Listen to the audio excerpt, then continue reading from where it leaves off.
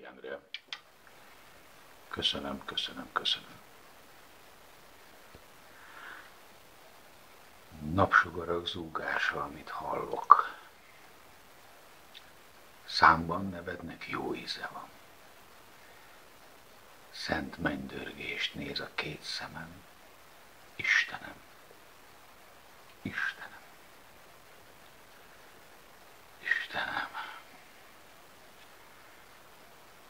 Zavart lelkem tegnap mindent bevallott. Te voltál mindig. Mindenben minden.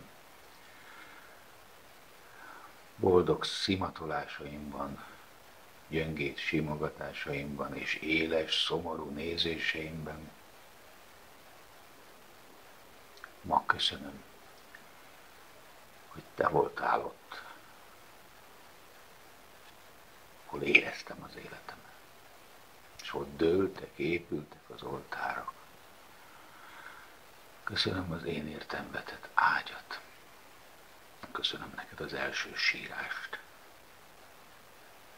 Köszönöm tört szívű édesanyámat, fiatalságomat és bűneimet. Köszönöm a kétséget, a hitet, a csókot és a betegséget. Ma köszönöm, hogy nem tartozok senkinek másnak, csupán neked. Mindenért neked.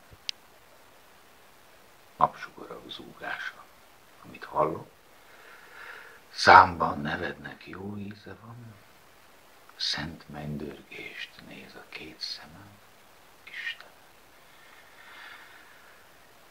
Istenem, Istenem.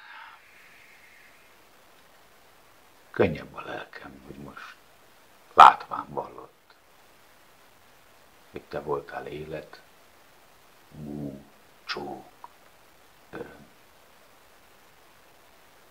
és hogy te leszel a halál.